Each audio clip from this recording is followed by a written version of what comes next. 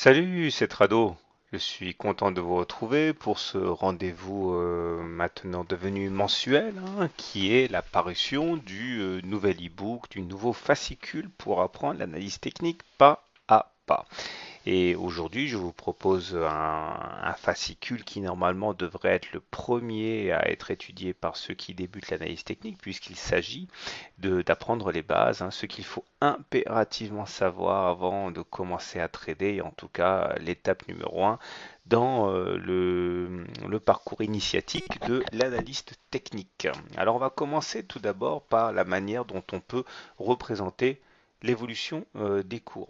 Alors, généralement, ce que tout le monde utilise lorsque justement on commence à étudier les graphes boursiers, c'est cette courbe-là que vous voyez. En fait, ça correspond à, à une ligne qui va rejoindre les points de la valeur des actions en fin de journée. Alors parfois c'est en milieu de journée, parfois c'est la moyenne du cours sur la journée, parfois c'est la fin de la journée, mais en gros, voilà, vous reliez la valeur au 28 octobre, la valeur au 29 octobre, la voilà, etc.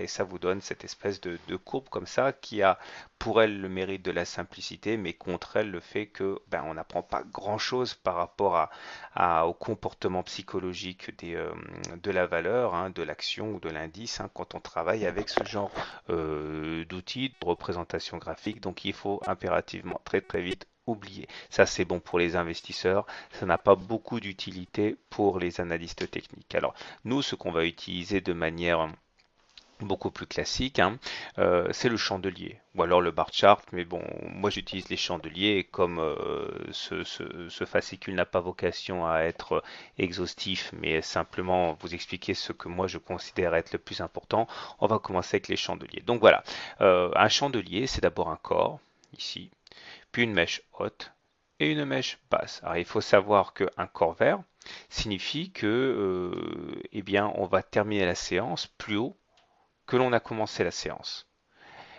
La mèche montre en fait le point le plus haut qu'on ait atteint en séance et la mèche basse ici montre le point le plus bas que l'on ait atteint en séance. Maintenant, si la bougie est rouge, ça veut dire que eh bien, on a terminé plus mal que l'on a commencé. Par contre, la signification de la mèche haute et de la mèche basse reste la même. Alors, si on récapitule, voilà, là vous avez le niveau d'entrée, là, enfin pardon, le niveau de début de séance. Là, vous avez le niveau de fin de séance. Effectivement, c'est vert, donc il est logique qu'on termine plus haut que l'on a commencé. Là, vous avez le plus bas de la séance, et là, vous avez le plus haut de la séance. Et là, vous avez une bougie rouge, ce qui signifie qu'on a terminé plus bas que l'on a commencé la séance. Donc, ça veut dire que c'est ça le niveau d'ouverture, que c'est ça le niveau de clôture, et par contre, au niveau des bougies, le plus haut de la séance et le plus bas de la séance. Alors attention déjà, très important, il ne faut pas confondre séance de baisse et bougie rouge, pas plus qu'il ne faut confondre séance de hausse et bougie verte. En fait, on peut très bien avoir une bougie verte alors qu'on a une séance de baisse. Par exemple, si on a perdu 10%, je donne un chiffre aléatoire sur une action, mais que finalement sur la fin de la séance on récupère un petit peu du terrain perdu, on aura quand même perdu plusieurs pourcents, mais la bougie sera verte parce qu'on aura terminé plus haut qu'on l'a ouvert ou on aurait éventuellement commencé sur un scénario catastrophe. Voilà. Alors voilà, si on essaie de s'exercer un petit peu avec ce graphe d'Alcatel-Lucent, cette bougie-là signifie que l'on a ouvert ici, que l'on a clôturé là, et qu'au plus haut on est venu chercher ici. Cette bougie rouge signifie qu'on a commencé là, on a terminé la séance ici. Au plus haut, on est venu toucher les 2,6. Au plus bas, on est venu chercher les 2,35. Cette séance-là, ok, on a commencé sur 2,42, on a terminé sur 2,50. Au plus haut, on est allé chercher 2,51 et au plus bas, on est allé chercher 2,32. Voilà. Alors, bien sûr, comme j'ai dit tout à l'heure, il y a plusieurs autres façons de représenter les prix, Renko, point et figure, bar chart, quasi, etc. Mais je les utilise pas. Et comme encore une fois, c'est centré sur ce que les outils que moi j'utilise, je ne vais pas en parler ici, mais il est tout à fait légitime pour vous d'aller chercher, glaner des informations sur les autres formes. Alors, deuxième chose qui est fondamentale pour un analyse technique, c'est le concept d'unité de temps. Ok, il faut bien comprendre que en analyse technique, être en tendance baissière ou être en tendance haussière, ça ne veut strictement rien dire si ce n'est pas assorti à côté de l'unité de temps considérée. On peut très bien être haussier sur l'unité de temps de court terme, mais baissier à moyen terme. Et bien sûr, le terme même de moyen terme, de long terme, ça aussi, ça peut évoluer. Généralement, en analyse technique, on parle de unité jour, unité hebdo, unité mensuelle et unité intraday, c'est-à-dire à l'intérieur de la journée, par exemple l'heure. Et là, encore une fois, on peut très bien être en tendances différentes selon l'unité de temps que l'on considère. Si je vous prends l'exemple d'une action là, à système, ces trois graphes ont été pris à un même moment. Si on regarde simplement le graphe journalier, eh bien, on a l'impression que l'action est très très mal orientée et que effectivement c'est le début de la fin pour la valeur. Mais en fait, si on change de braquet, si on regarde l'unité de temps hebdomadaire, c'est-à-dire que chaque bougie ici correspond à une semaine de cotation et pas un jour de cotation, eh bien on voit que finalement on est toujours en tendance très haussière avec simplement une petite pause. Et maintenant, si on remonte encore d'unité de temps et qu'on bascule en unité mensuelle, c'est-à-dire que chaque bougie correspond à un mois de cotation, eh bien, là, par contre, c'est carrément une tendance extrêmement haussière à laquelle nous assistons, et ce qui se passe en unité jour est quasiment anecdotique hein, quand on bascule en unité de temps hebdomadaire, mensuelle. Donc là, vous voyez bien que en journalier, on est en tendance baissière, en unité de temps hebdomadaire, on est en tendance haussière sur fond de consolidation, et en unité de temps de long terme, mensuel, on est carrément en tendance haussière. Donc déjà, comprenez bien que l'analyse technique se doit de repérer les différentes unités de temps pour déterminer les tendances hein, sur telle ou telle action ou indice ou matière première, etc. Alors pour ceux qui découvrent cette histoire d'unité de temps, hein, c'est très simple. Sur les bonnes plateformes graphiques, hein, il y a un petit menu déroulant ici et vous allez pouvoir choisir hein, une seconde, 5 secondes, une heure, un jour, une semaine, un mois, etc. Et vous cliquez, vous avez donc les moyens assez simples de déterminer la tendance sur une action ok, à un moment donné. Alors, le premier outil que l'analyse technique doit avoir pour tenter de faire du trading, c'est le support et les résistances. Alors, on va commencer par les résistances. Hein. Alors, les résistances, hein, c'est un outil graphique, c'est un trait hein, qui peut être horizontal ou oblique et qui se caractérise par le fait qu'on n'arrive pas à monter plus haut que cette résistance. Et en analyse technique, hein, une des premières règles qui est très bonne pour débuter et qu'il est très très très dangereux d'acheter quand on est près d'une résistance. Ok, il faut éviter à tout prix de le faire quand on débute l'analyse technique et le trading en particulier. Voici un exemple que j'ai glané sur Parrot SA. Voici une résistance oblique baissière. On voit bien que chaque fois qu'on s'approche de cette oblique baissière, cette résistance oblique baissière, eh bien on connaît une décrue. En voici une qui est horizontale. Vous voyez bien que chaque fois que l'on essaye de le dépasser, eh bien, on connaît un rebond vers le bas. Voici une résistance haussière, et encore une résistance oblique baissière. On comprend très bien qu'il arrivera toujours un moment où cette résistance sera cassée, comme par exemple là, mais généralement, c'est plutôt l'inverse qui se passe. On comprend bien que donc acheter tout près d'une résistance, qu'elle soit oblique ou horizontale, comporte un danger. Là, j'ai mis des ellipses autour de ces points. Imaginons que vous ayez acheté ici, et bien vous perdiez effectivement beaucoup d'argent. Pareil là, pareil là. Donc évitez, c'est la règle de base du débutant, d'acheter une action ou un indice lorsqu'on est en approche d'une résistance. Les supports, c'est le symétrique de la résistance, c'est-à-dire c'est un niveau horizontal ou alors une oblique haussière ou baissière qui va venir soutenir les cours. Et c'est donc un niveau en dessous duquel on n'arrive pas à passer. Et la règle symétrique, c'est que vous n'êtes pas censé spéculer à la baisse sur une action lorsque vous êtes justement sur des supports parce que vous risquez de prendre un rebond violent dans la figure. Voici des exemples que j'ai pris sur Air France KLM. Nous avons ici un support oblique haussier, un support oblique baissier, encore un haussier, et là un baissier. Vous voyez bien que chaque fois que l'on s'approche de ce support, on a tendance à rebondir. Et c'est en ce sens que spéculer à la baisse, par exemple à un point comme celui-ci, relève quand même de l'attitude suicidaire, puisque vous partez du principe que ce qui s'est passé les fois précédentes ne se reproduira pas, ce qui est encore une fois un pari très très risqué. Alors, une autre façon de considérer les supports et les résistances, c'est cette fois-ci leur cassure.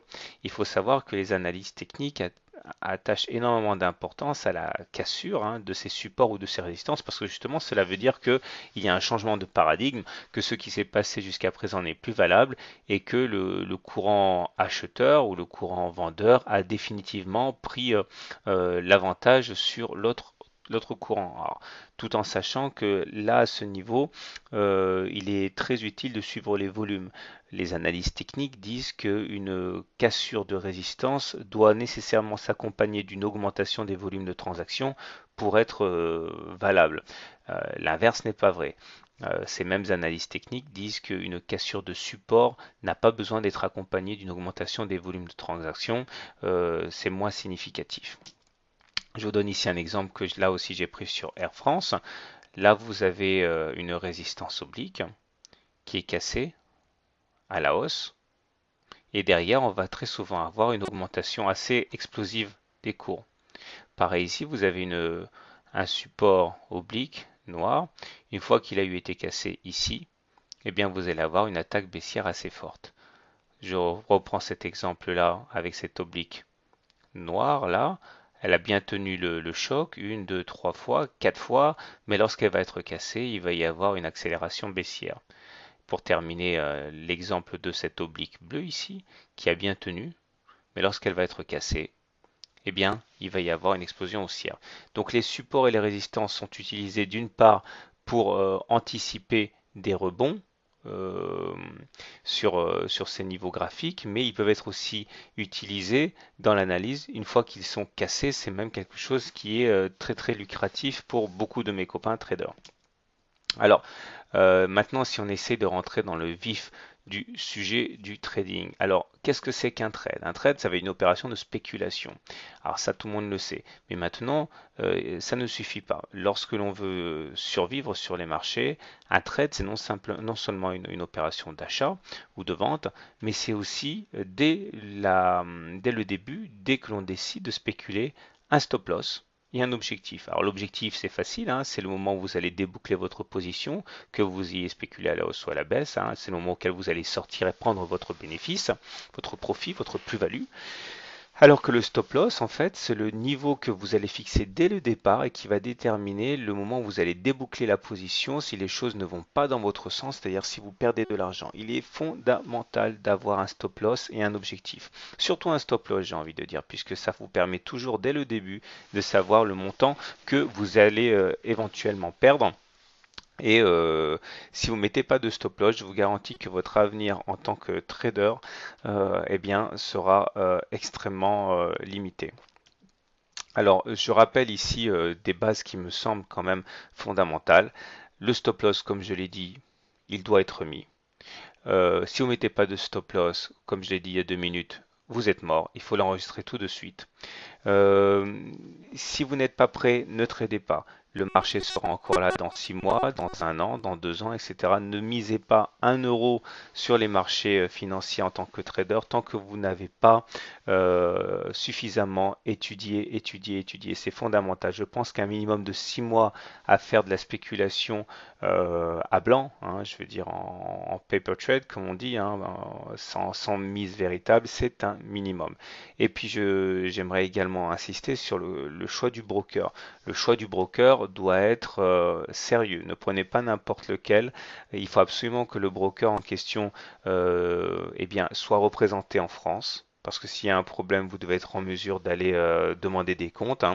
Il faut que ce broker soit autorisé à travailler en France, notamment par les institutions compétentes, en particulier l'AMF. Et j'ai envie de dire, et c'est peut-être même le plus important, une fois que vous aurez commencé à miser, misez petit parce que si vous misez beaucoup, si vous misez lourd, ça risque d'altérer votre jugement, vous allez raisonner par peur ou par avidité. Il faut que vous ayez toujours à l'esprit l'idée d'un trading serein. Il faut que vous misiez une somme telle que si vous la perdez, vous ne perdiez pas le sourire en même temps. Il est indispensable d'avoir un regard euh, très détaché par rapport à vos trades, sinon vous ne serez pas un bon trader et ça va venir altérer également votre vie de famille. Donc misez petit, prenez votre temps, ayez une vision assez ludique du trading qui doit rester un hobby et puis plus tard si vous voulez en faire votre vie parce que vous découvrez que vous êtes bon, il sera toujours temps de miser un petit peu plus lourd. Voilà. Et n'oubliez non pas non plus que allez, 80 à 90% des traders qui se lancent finissent ruinés parce qu'ils ont voulu aller trop vite. Et ça, c'est évidemment ce que je ne vous souhaite pas. Alors, comment trader avec les supports et les résistances? On va commencer à trader avec les supports. L'idée ici, c'est de considérer qu'un support va tenir. Donc, vous tracez votre support, vous guettez l'action qui s'approche de votre support, vous faites le pari qu'une fois de plus, on va rebondir et qu'on va monter. Dès que c'est le cas, eh bien, vous achetez. N'oubliez pas de mettre votre stop loss. Le stop loss, il doit être mis en dessous du support, puisque par définition, cela veut dire que le support n'aura pas tenu. Donc, vous devez vous désengager du trade. Et l'objectif doit être fixé. Il y a plusieurs façons de le faire, hein, mais la façon la plus facile de le faire au début, c'est de mettre l'objectif sur une résistance. Alors, voilà un exemple sur l'euro contre le dollar. Voici donc un support. L'idée, c'est que une fois que vous avez matérialisé le support ou la zone de support, hein, on travaille pas avec un crayon et un stylo, hein, il faut avoir en tête l'idée d'une zone de support plutôt qu'un support unique de l'épaisseur d'un trait. Hein, c'est pas comme ça que ça fonctionne généralement. Donc vous achetez lorsque vous constatez que le support a tenu et vous fixez tout de suite votre stop loss en cas de retour ou de clôture sous la zone de support. Alors, est-ce que vous préférez déboucler la position en cas de contact avec le stop loss ou alors en cas de clôture sous le stop loss? Là, il n'y a pas de règle. Il faut bien savoir que les deux ont leurs avantages et leurs inconvénients. Si vous décidez de sortir sur simple contact avec le stop loss, eh bien vous risquez d'avoir en fin de séance une remontée qui va vous faire vous mordre les doigts. Maintenant, si vous attendez la fin de la séance, peut-être qu'on va perdre encore de nombreux pourcents et vous risquez d'accroître votre dette, hein, votre perte. Donc il est très important à ce niveau d'avoir un trading qui correspond à votre tempérament et de toute manière avoir un capital en adéquation avec votre stratégie. Il ne faut pas que votre capital soit trop petit par rapport à votre mise ou plutôt que votre mise soit trop importante par rapport à votre capital parce que vous pourrez très bien payer très très cher une petite erreur stratégique, hein. Donc une fois que vous avez votre stop loss, vous déterminez l'objectif qui peut correspondre à une résistance horizontale ou à une résistance oblique. Ok. Vous choisissez la résistance qui va vous faire sortir de votre trade. Et voilà l'épilogue, hein, si vous aviez choisi la résistance numéro 1, bah, elle était effectivement atteinte ici, donc vous sortiez avec un profit. Les plus gourmands qui avaient décidé d'atteindre la résistance mauve ici sortaient également avec un profit. On voit que même ceux qui avaient été les plus gourmands, qui avaient décidé de sortir sur contact avec la résistance orange ici, gagnaient de l'argent, ok, tout en sachant que ça c'est un cas d'école, hein, et on a rarement toutes les résistances qui sont touchées. Maintenant, si vous voulez trader avec les résistances, le principe est le même, c'est-à-dire que vous partez du principe que les cours vont monter mais qu'ils ne vont pas réussir à passer la résistance. L'idée, c'est donc d'engager une spéculation à la baisse dès que l'on voit que les cours n'arrivent pas à franchir la résistance. Et vous fixez votre stop loss au-dessus de la résistance, puisque si on passe au-dessus de la résistance, cela voudra dire nécessairement que votre trade ne va pas se réaliser dans le sens que vous espérez. Et comme d'habitude, vous misez petit. Voici un exemple avec Areva. Vous mettez votre résistance. Là, vous voyez qu'il y a un refus à passer cette résistance. Donc, il faut engager ici une spéculation à la baisse. N'oubliez pas de mettre votre stop loss au-dessus de la résistance. Puisque ça voudra dire effectivement que ça ne passe pas. Votre objectif, eh bien, c'est par exemple cette résistance horizontale marron, ou alors éventuellement cette résistance oblique bleue. Et là, épilogue, hein, voilà, on voit que les deux objectifs ont été ralliés. Vous êtes sorti avec un bénéfice ici ou un bénéfice là. Attention, là j'ai évidemment pris des exemples où ça marche, mais il y a des cas, bien heureusement, où ça ne fonctionne pas et vous acceptez de perdre de l'argent. La perte correspondra à la distance entre le moment où vous avez acheté et votre stop loss. Ok. Alors maintenant, on va voir comment fonctionne le trading sur cassure de support ou de résistance. Alors là, c'est le côté symétrique de ce qu'on a vu précédemment.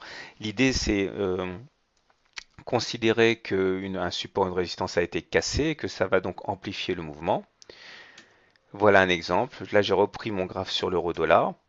Vous voyez bien que vous avez une résistance ici qui a été cassée. L'idée, c'est d'acheter, puisque vous partez du principe que les forces haussières l'ont emporté sur les forces baissières, donc il va y avoir un potentiel de hausse, donc vous achetez. N'oubliez pas votre stop loss qui doit être mis en cas de clôture ou au cas où on repasserait en dessous de cette résistance qui a été cassée. L'objectif, pareil, vous tracez des résistances et vous espérez que vous allez aller les chercher, que vous allez les toucher pour gagner de l'argent. Déterminez bien celui que vous voulez viser, tout en sachant qu'il est rare que l'on touche les objectifs les plus ambitieux. En l'occurrence ici, on voit que l'objectif numéro 1 a été rallié, mais celui qui ne prenait pas ses profits avant l'objectif 2, et bien finalement ne gagnait rien du tout et passait d'une situation de gain potentiel à une situation de perte réelle, puisque l'oblique verte n'a jamais été touché. Par contre, le stop loss aura été touché ici. Ok, alors attention, j'insiste, je n'ai pas ici vocation à expliquer tout de l'analyse technique, c'est vraiment pour débuter. Donc il y a d'autres outils que je développe notamment dans mes autres fascicules. Là, je donne vraiment la méthode basique car il en faut au moins une. Et maintenant, avec les cassures de support, le principe est le même. Vous partez du principe qu'à partir du moment où un support a cassé, eh bien, le courant vendeur l'a emporté, qu'il y a du potentiel à gagner en spéculant à la baisse. On n'oublie pas son stop loss et son objectif. Voilà ici l'exemple que j'ai choisi.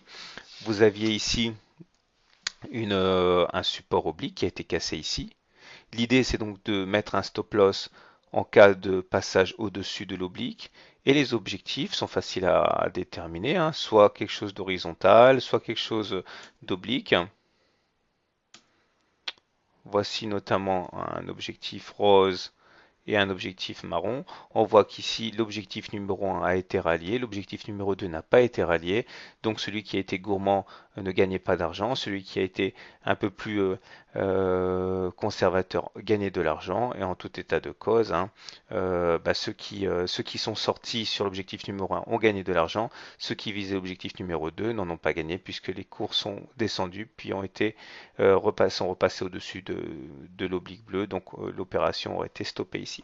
Voilà, donc on a fait le tour avec la théorie. Maintenant, je vous propose de vous tourner vers les cas pratiques qu'il y a dans le fascicule. Comme d'habitude, vous lisez les pages une par une, essayez de faire les exercices correctement.